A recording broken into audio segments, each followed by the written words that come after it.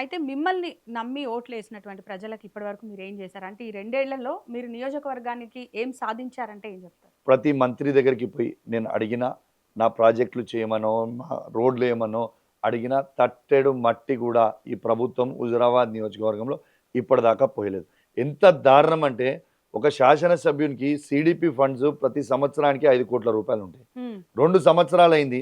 ఇయాల 2 సంవత్సరాలలో మా సీడీపీ ఫండ్ ఇయ్యలే. హ్మ్. అసలు హుజురాబాద్ నియోజకవర్గంలో తట్టెడు మట్టి కూడా మేము పొయ్యలేని పరిస్థితిలో ఉన్నాం ఈ రేవంత్ రెడ్డి గారు చేపట్టి. ఇప్పుడు గత ఇయాల ప్రభుత్వంలో వచ్చిన నిధులకి, ఈ ఉన్ ప్రభుత్వంలో వస్తున్న నిధులకి సంబంధించి మీ దగ్గర లెక్కలున్నాయా? అరే ఆస్మా ఫుల్ లెక్కలున్నాయి. ఎవ్రీథింగ్ లెక్కలున్నాయి. మీరు అడుగుండుంటే ముందే ఈ ప్రశ్న ఉన్నాయంటే పేపర్స్‌తో సహా మేము ముందల పెడుతుంటే. మీకు హానెస్ట్‌గా చెప్తున్నా యోగిత గారు, ఈ 10 ఇయర్స్‌లో హ్మ్. హుజురాబాద్ నియోజకవర్గంలో కేసీఆర్ గారి నాయకత్వంలో దాదాపుకు 4,000 నుంచి 5,000 కోట్ల రూపాయల అభివృద్ధి మేము చేసినాము. హ్మ్. ఈ 10 ఇయర్స్‌లో. ఈ 2 ఇయర్స్‌లో 40-50 రూపీస్ అభివృద్ధి కూడా చేసే పరిస్థితి లేదు రేవంత్ రెడ్డి గారు చేపట్టి. ఎందుకంత వివక్ష ఇలా అంటారు? ఇలా రేవంత్ రెడ్డి గారిని అడగాలి ఈ ప్రశ్న. హ్మ్. రేవంత్ రెడ్డి గారిని మేము అడిగితే దీని మీద జవాబు ఉండదు.